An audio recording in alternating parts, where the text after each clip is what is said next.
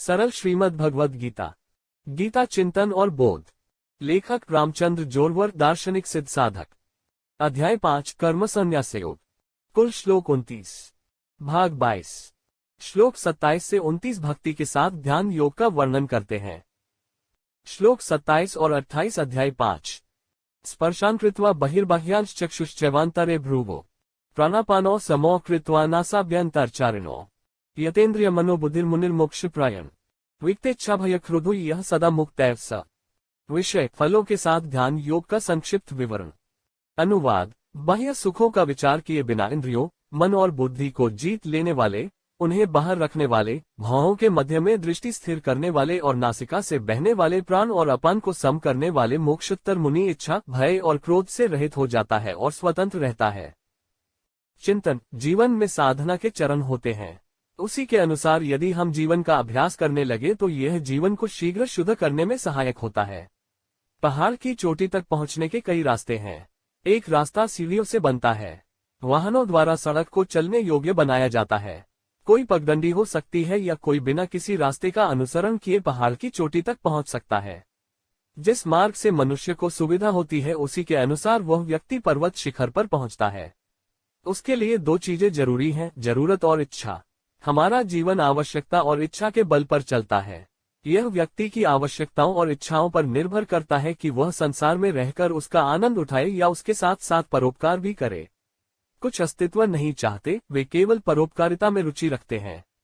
उनकी आवश्यकता और इच्छा परोपकारिता है। किसी को क्या पसंद है, किसमें खुशी मिलती है, यह उसके स्वभाव और इच्छा पर निर्भर करता है। लेकिन सभी जीवित प्राणियों का लक्ष्य एक स्वतंत्र और शांतिपूर्ण जीवन जीना है। जीवन के सारे रास्ते एक ही शिखर पर जाते हैं और वहीं रुक जाते हैं। मनुष्य के प्रत्येक कार्य के पीछे यही उद्देश्य है, लेकिन वह उसके लिए सटीक निकटतम तरीका नहीं जानता। जिनका पूर्व चिंतन, इच्छा और साधना कठिन है, वे शीघ्र ही परम शांति के शिखर पर पहुंच जाते हैं। चिंतन से वे जानते हैं कि उसके लिए कौन सी सीढ़ियां चढ़नी है, कौन सा मार्ग निकटतम है और वे उसी दिशा में अपने जीवन को आगे बढ़ाने लगते हैं। भगवान ने वही शास्त्रोक्त ढंग यहाँ इस श्लोक में बताया है। एक मोक्ष ऋषि जिसने इंद्रियों, मन और बुद्धि को जीत लिया है, बाहरी सुखों के बारे में सोचे बिना उन्हें बाहर रखते हुए भौहों के बीच में दृष्टि को स्थिर करके नाक से बहने वाला प्राण और अपान को सम कर दिया, वह इच्छा, भय और क्रोध से मुक्त है। विषय सदा इंद्रियों को और मन को उद्वेलित करते रहते हैं, परंतु बुद्धि का प्रयोग करके उन्होंने उन विषयों का विचार त्याग दिया और मन को इस बात में एकाग्र किया कि एकमात्र ईश्वर ही सत्य है, जो मन को बिना भटके और अन्य विषयों में भटके हुए ईश्वर के ध्यान में स्थिर होने में सहायक होता है। उसके लिए अकेले सेवन करके दोनों आंखों की भौहों के बीच में दृष्टि को ठीक करना चाहिए, यानी आंखें दूसरे दृश्यों से कहीं और भटकना बंद कर देंगी। उसके मन में बेकार के विचार नहीं आएंगे। आंखों को स्थिर करके नाक से अंदर जाने वाले प्राणवायु और बाहर निकलने वाले अपानवायु पर ध्यान केंद्रित करने से उस ध्यान की तीव्रता बढ़ जाती है। मन की बेचैनी तेजी से कम होने लगती है। जब कोई परमात्मा का ध्यान, मनन और ध्यान करने लगेगा तो धीरे धीरे बाहरी वस्तुओं के प्रति आकर्षण और आसक्ति स्वतः ही समाप्त हो जाएगी और ध्यान में सुख मिलेगा। लंबे समय तक इस तपस्या को करने के बाद वह व्यक्ति फिर मोक्ष की तलाश में ऋषि बनने लगता है। उसे ही मन की शांति, स्वतंत्र जीवन, मुक्त जीवन यानी ईश्वर की आवश्यकता होती है और वह जीवन के अंत तक उस साधना को जारी रखता है। इस साधना के माध्यम से मोक्षोत्तर मुनि इच्छा, भय और क्रोध से रहित हो जाता है और स्वतंत्र रहता है। बोध। ईश्वर ने मनुष्य या किसी भी जीव को बिना साधन, कर्म के कुछ भी नहीं दिया है। उस ईश्वर ने हमें यह भी ज्ञान दिया है कि हम वास्तव में अपने जीवन में क्या हासिल करना चाहते हैं, लेकिन हम उस ज्ञान का उपयोग कैसे करते हैं और वास्तव में शांतिपूर्ण, शुद्ध, सात्विक, स्वतंत्र जीवन जीते हैं, यह उस व्यक्ति के विचारों और दैनिक व्यवहार पर निर्भर करता है। हम उन लोगों के अनुभव पाते हैं जिन्होंने ध्यान का मार्ग अपनाया है और आध्यात्मिकता में अपने जीवन में तत्काल सर्वोच्च शांति प्राप्त की है।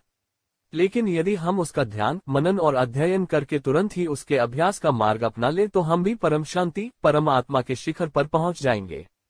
लेकिन उसके लिए जिज्ञासा, आवश्यकता और इच्छा पैदा करना जरूरी है, तभी हम उस रास्ते को खोज सकते हैं। श्लोक 29 अध्याय 5। भोक्तार यज्ञ तपसा सर्वलोक महेश्वरम सुहृदम सर्वभूताना ज्ञात्वा मां शांतिम रक्षति। विषय प्रभु को उनके प्रभाव से जानने से शांति की प्राप्ति। अनुवाद। मेरा भक्त मुझे सब यज्ञों और तपस्याओं का भोक्ता, सब लोकों के सब देवों का देव, सब प्राणियों का हितैषी अर्थात निस्वार्थ दयालु और प्रेमी समझकर शांति प्राप्त करता है। चिंतन। ज्यादातर लोग ईश्वर को इस बहाने से नहीं मानते कि ईश्वर प्रत्यक्ष रूप से दिखाई नहीं देता, दिखाई नहीं देगा। जैसे कुछ लोग ईश्वर को मनुष्य मानते हैं वैसे ही वे उसे अंधविश्वास से भी मानते हैं। लेकिन बहुत कम भक्त ऐसे होते हैं जिन्होंने वास्तविक जीवन में ईश्वर का अनुभव किया हो। ऐसा ही अंतर ऐसे भक्तों में पाया जाता है। एक अविश्वासी, वे ईश्वर में विश्वास नहीं करते, इसलिए वे अधर्मी हैं।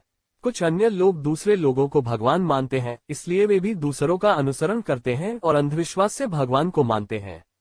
अतः हे अपूर्ण भक्तों, लेकिन जिन्होंने वास्तव में भगवान का अनुभव कर लिया है, जो जब चाहे भगवान को देख सकते हैं, वही सच्चे भक्त हैं। वही भक्त प्रभु को सब यज्ञों और तपस्याओं का भोक्ता, सब देवों का देव, सब प्राणियों का हितैषी अर्थात निस्वार्थ दयालु और प्रेमी समझकर शांति प्राप्त करता है।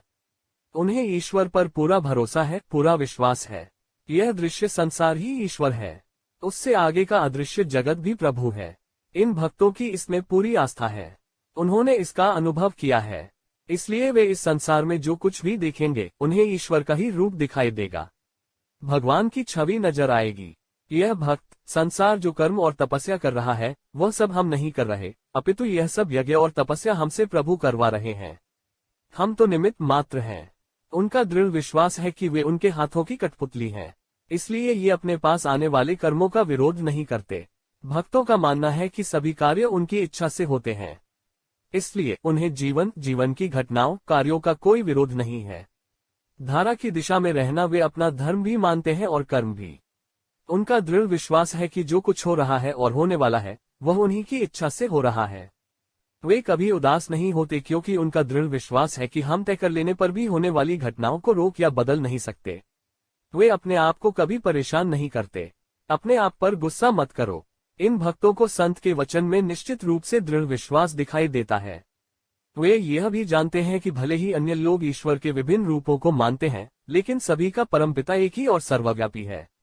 ये भक्त इस बात से असहमत नहीं है कि कोई उन्हें कोई भी नाम दे दे, जिस किसी को भी मान ले वह सर्वत्र एक ही है, क्योंकि वे जहां भी जाते हैं उन्हें देखते और अनुभव करते रहते हैं। भक्तों को यह बताने की आवश्यकता नहीं है कि इस ब्रह्मांड में कोई खाली स्थान नहीं है जहां वे नहीं हैं। ये भक्त पूरे विश्व को इस अर्थ में देखते हैं कि हम जो हैं, ये जीव जो हैं, वह परम दयालु परमात्मा की रचना है और उनका एक अलग रूप है। इसलिए उन्हें ईश्वर के बारे में कोई संदेह नहीं है और जीवन में जीवन और कर्मों के बारे में कोई शिकायत नहीं है।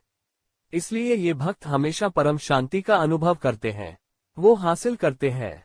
बोध। हम और यह संसार परमात्मा का ही अंश है। यह विश्वास जब दृढ़ होता है तो मन के अनेक संदेह दूर हो जाते हैं, विलीन हो जाते हैं।